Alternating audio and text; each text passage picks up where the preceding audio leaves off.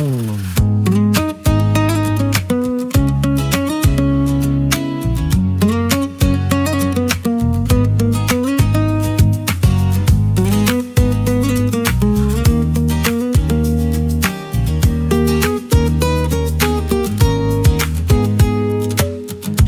söylüyormuşum sokaklarında, görmüşler pencerene bakıyormuşum.